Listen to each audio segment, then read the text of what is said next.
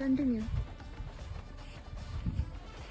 আমরা এখন মেঘের মধ্যে, বাবা আমরা এখন কোথায়? মেঘের মধ্যে, মানে মেঘ আমাদের মধ্যে দিয়ে যাচ্ছে। হ্যাঁ, পেছনে মেঘ হচ্ছে,